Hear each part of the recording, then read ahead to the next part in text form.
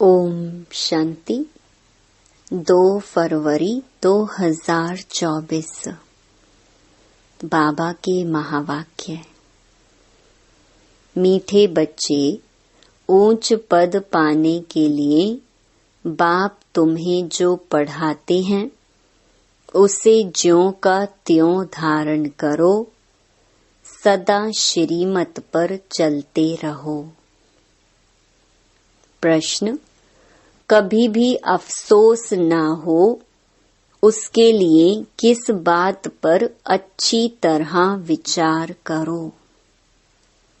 उत्तर: हर एक आत्मा जो पार्ट बजा रही है वह ड्रामा में एक्यूरेट नोंधा हुआ है। यह अनादि और अविनाशी ड्रामा है।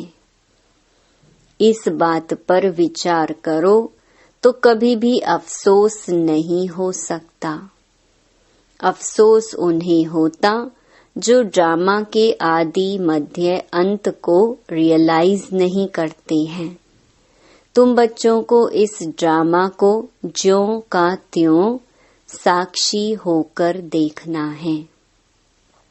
इसमें रोने रूसने की कोई बात नहीं। ओम शांति। रूहानी बाप बैठ रूहानी बच्चों को समझाते हैं कि आत्मा कितनी छोटी है, बहुत छोटी है, और छोटी सी आत्मा से शरीर कितना बड़ा देखने में आता है। छोटी आत्मा अलग हो जाती है तो फिर कुछ भी नहीं देख सकती। आत्मा के ऊपर विचार किया जाता है, इतनी छोटी बिंदी क्या क्या काम करती है।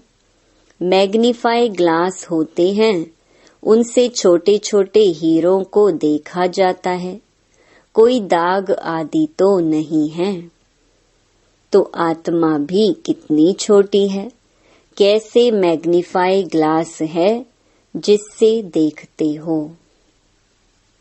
रहती कहाँ है, क्या कनेक्शन है। इन आँखों से कितना बड़ा धरती आसमान देखने में आता है।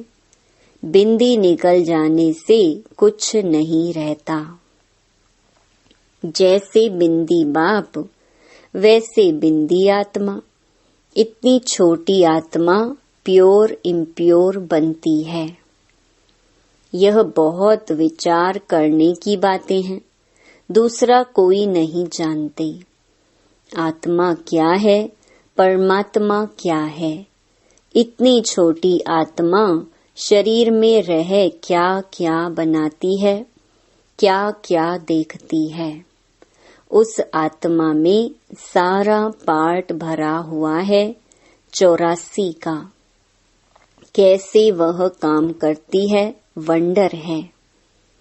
इतनी छोटी सी बिंदी में 84 जन्मों का पार्ट नुंधा हुआ है।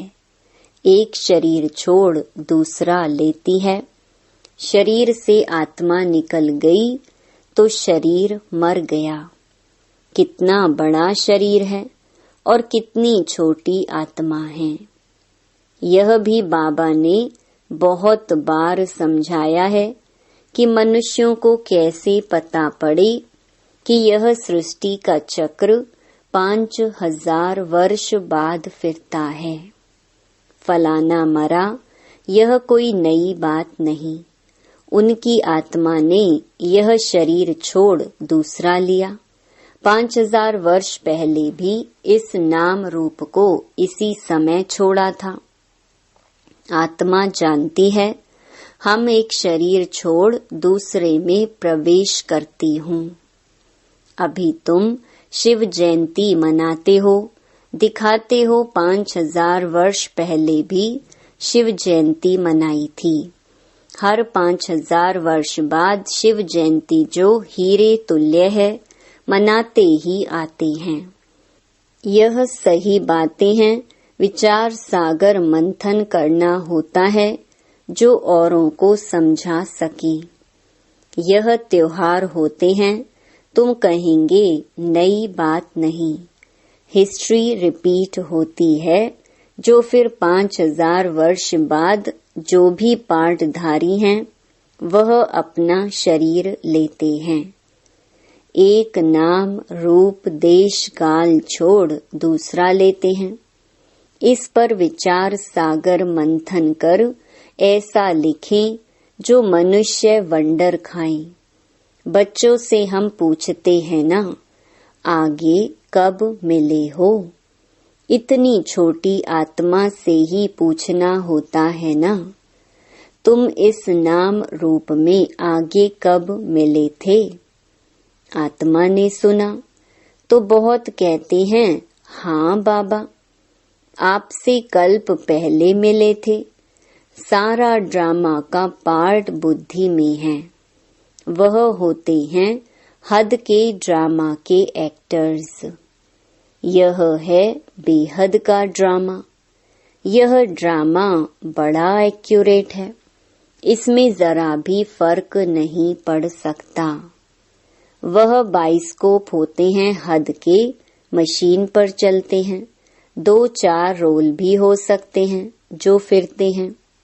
यह तो अनादि अविनाशी एक ही बेहद का ड्रामा है। इसमें कितनी छोटी आत्मा एक पार्ट बजाए फिर दूसरा बजाती है। 84 जन्मों का कितना बड़ा फिल्म रोल होगा। यह कुदरत है, कोई की बुद्धि में बैठेगा। है तो रिकॉर्ड मिसल बड़ा वंडरफुल है। 84 लाख तो हो ना सके। 84 का ही चक्कर है। इनकी पहचान कैसे दी जाए? अखबार वालों को भी समझाओ तो डालेंगे। मैगजीन में भी घड़ी घड़ी डाल सकते हैं। हम इस संगम के समय की ही बातें करते हैं। सतयुग में तो यह बातें होंगी नहीं, ना कलयुग में होंगी। जानवर आदि जो भी कुछ हैं सबके लिए कहेंगे, फिर 5000 वर्ष के बाद देखेंगे। फर्क नहीं पड़ सकता। ड्रामा में सारी नोंद है। सतयुग में जानवर भी बहुत खूबसूरत होंगे। यह सारी वर्ल्ड की हिस्ट्री ज्योग्राफी रिपीट होगी, जैसे ड्रामा की शूटिंग होती है। मक्खी उड़ी, वह भी निकल गई, तो फिर रिपीट होगी। अब हम इन छोटी छोटी बातों का ख्याल तो नहीं करेंगे। पहले तो बाप खुद कहते हैं, हम कल्प कल्प संगम युगे इस भाग्यशाली रथ पर आता हूँ। आत्मा ने कहा, कैसे इनमें आते हैं? इतनी छोटी बिंदी है। उनको फिर ज्ञान का सागर कहते हैं। यह बातें तुम बच्चों में भी जो समझू हैं वह समझ सकते हैं।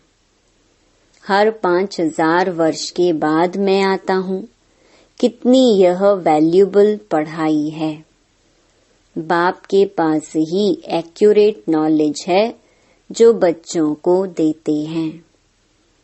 तुम्हारे से कोई पूछे तो तुम झट कहेंगे, सतयुग की आयु 1250 वर्ष की है।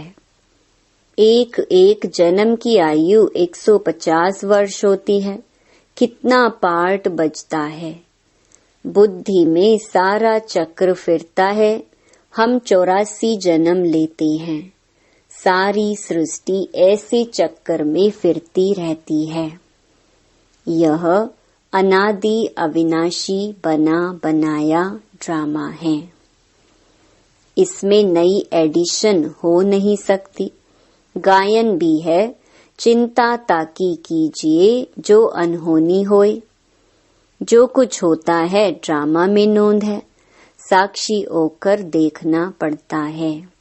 उस नाटक में कोई ऐसा पार्ट होता है तो जो कमजोर दिल वाले होते हैं वो रोने लग पड़ते हैं। है तो नाटक ना, यह रियल है। इसमें हर आत्मा अपना पार्ट बजाती है। ड्रामा कभी बंद नहीं होता है। इसमें रोने रूसने की कोई बात नहीं, कोई भी नई बात थोड़ी ही है। अफसोस उनको होता है जो ड्रामा के आदि मध्य अंत को रियलाइज नहीं करते। यह भी तुम जानते हो, इस समय जो हम इस ज्ञान से पद पाते हैं, चक्कर लगाकर फिर वही बनेंगे। यह बड़ी आश्चर्यवत विचार सागर मंथन करने की बातें हैं। कोई भी मनुष्य इन बातों को नहीं जानते।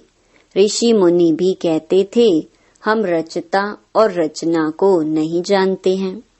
उनको क्या पता कि रचता इतनी छोटी बिंदी है, वही नई सृष्टि का रचता है। तुम बच्चों को पढ़ाते हैं, ज्ञान का सागर है। यह बातें तुम बच्चे ही समझाते हो। तुम थोड़े ही कहेंगे हम नहीं जानते हैं। तुमको बाप इस समय सब समझाते हैं। तुमको कोई भी बात में अफसोस करने की जरूरत नहीं। सदैव हर्षित रहना है। उस ड्रामा की फिल्म चलते चलते घिस जाएगी, पुरानी हो जाएगी, फिर बदली करेंगे, पुरानी को खलास कर देते हैं।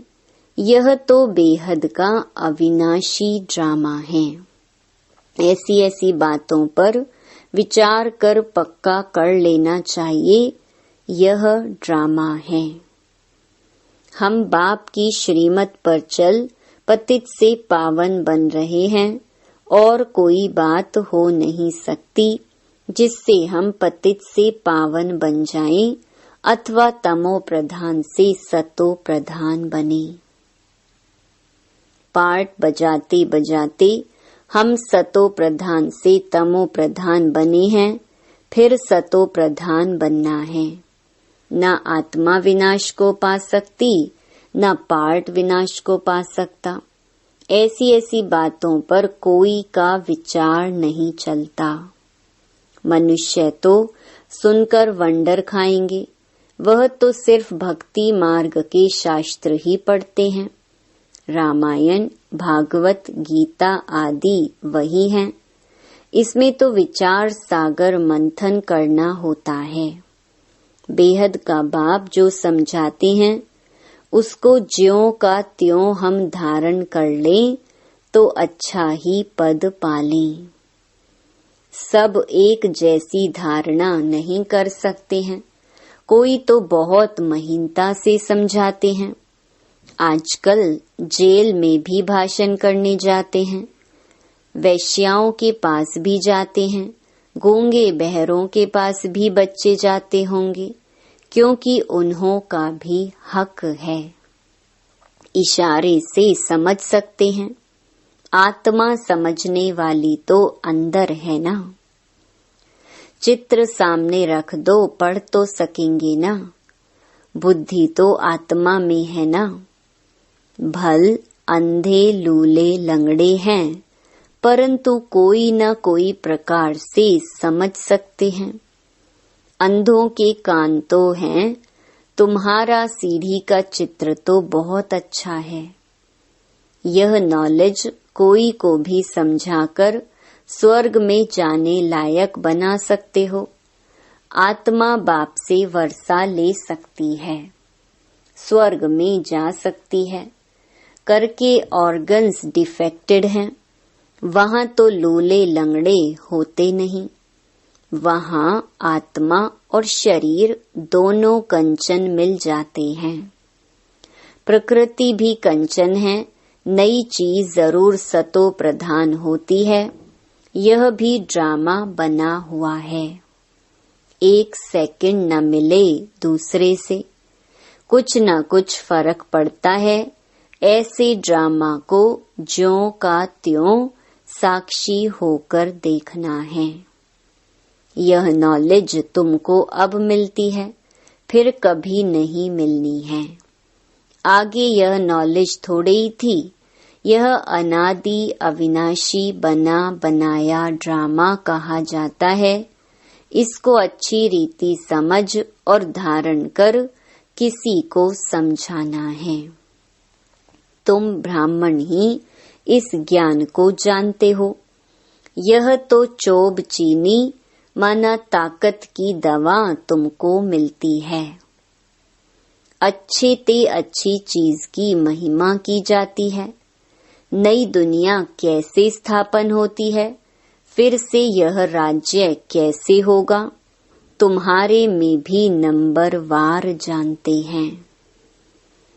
जो जानते हैं वह दूसरों को समझा भी सकते हैं। बहुत खुशी रहती है, किन्हों को तो पाई की भी खुशी नहीं है। सबका अपना अपना पार्ट है।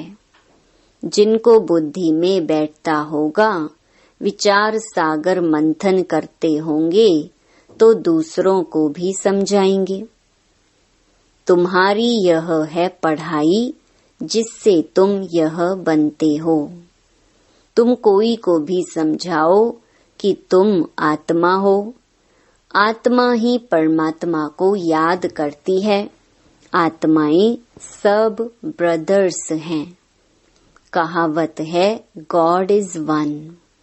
बाकी सब मनुष्यों में आत्मा है। सब आत्माओं का पारलौकिक बाप एक है। जो पक्के निश्चय बुद्धि होंगे उनको कोई फिरा नहीं सकते। कच्चे को जल्दी फिरा देंगे। सर्वव्यापी के ज्ञान पर कितनी डिबेट करते हैं। वह भी अपने ज्ञान पर पक्के हैं। हो सकता है हमारे इस ज्ञान का ना हो। उनको देवता धर्म का कैसे कह सकते। आदि सनातन देवी देवता धर्म तो प्रहलोप है। तुम बच्चों को मालूम है हमारा ही आदि सनातन धर्म पवित्र प्रवृत्ति वाला था। अब तो अपवित्र हो गया है। जो पहले पूज्य थे वही पुजारी बन पड़े हैं। बहुत पॉइंट्स कंठ होंगी तो समझाते रहेंगे। बाप तुमको समझाते हैं, तुम फिर औरों को समझाओ कि यह सृष्टि चक्र कैसे फिरता है। सिवाय तुम्हारे और कोई नहीं जानते। तुम्हारे में भी नंबरवार हैं। बाबा को भी घड़ी घड़ी पॉइंट्स रिपीट करनी पड़ती हैं, क्योंकि नए नए आते हैं। शुरू में कैसे स्थापना हुई तुम्हारे से पूछेंगे, फिर तुमको भी रिपीट करना पड़ेगा। तुम बहुत बिजी रहेंगे। चित्रों पर भी तुम समझा सकते हो, परंतु ज्ञान की धारणा सबको एक रस तो नहीं हो सकती है। इसमें ज्ञान चाहिए, याद चाहिए, धारणा बड़ी अच्छी चाहिए। सतो प्रधान बनने के लिए बाप को याद जरूर करना है। कई बच्चे तो अपने धंधे में फंसे रहते हैं, कुछ भी पुरुषार्थ ही नहीं करते। यह भी ड्रामा में नूंद है। कल्प पहले जिन्होंने जितना पुरुषार्थ किया है उतना ही करेंगे। पिछाड़ी में तुमको एकदम भाई भाई होकर रहना है। नंगे आए हैं नंगे जाना है। ऐसा न हो पिछाड़ी में कोई याद आ जाए। अभी तो कोई वापस जा न सके। जब तक विनाश ना हो स्वर्ग में कैसी जा सकेंगे। जरूर या तो सूक्ष्म वतन में जाएंगे या यहाँ ही जन्म लेंगे। बाकी जो कमी रही होगी उसका पुरुषार्थ करेंगे। वह भी बड़े हों तब समझ सके। यह भी ड्रामा में सारी नोंद है।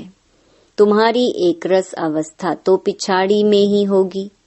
ऐसे नहीं लिखने से सब याद हो सकता है। फिर लाइब्रेरीज आदि में इतनी किताबें क्यों होती हैं। डॉक्टर वकील लोग बहुत किताबें रखते हैं, स्टडी करते रहते हैं।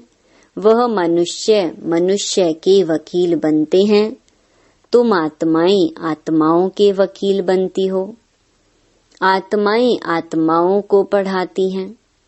वह है जिस्मानी पढ़ाई, यह है रूहानी पढ़ाई।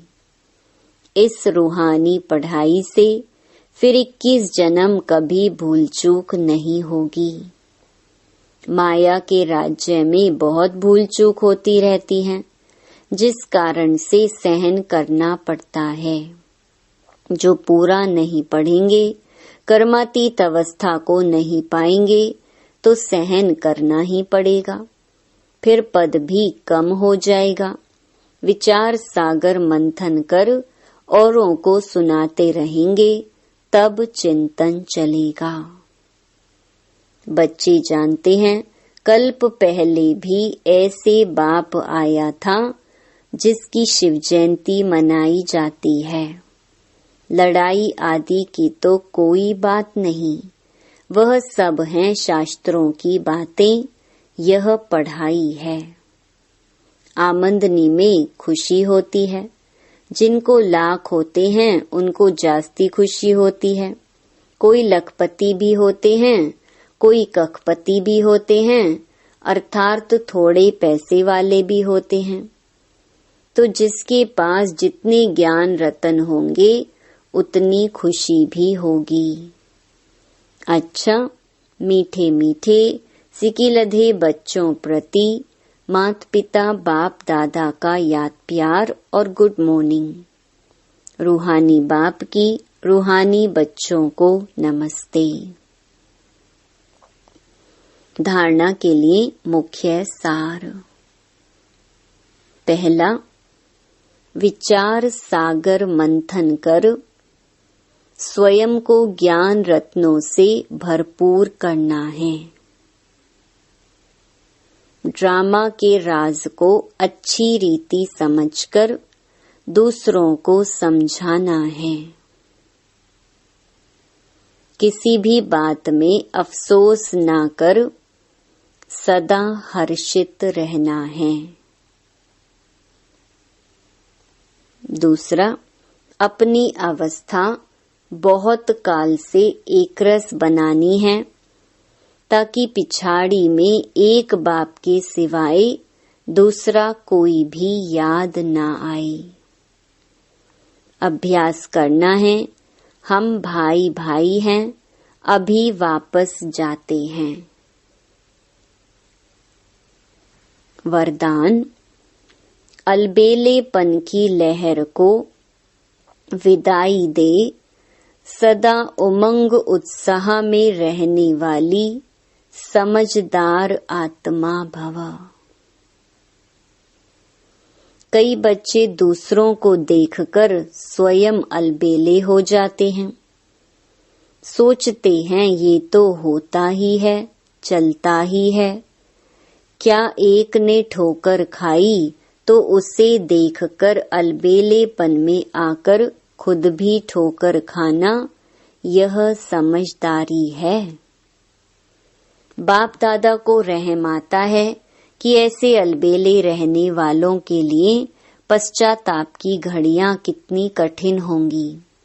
इसलिए समझदार बन अलबेलेपन की लहर को, दूसरों को देखने की लहर को मन से विदाई दो।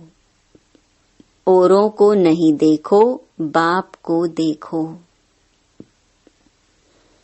स्लोगन, वारिस क्वालिटी तैयार करो, तब प्रत्यक्षता का नगाड़ा बजेगा। ओम शांति।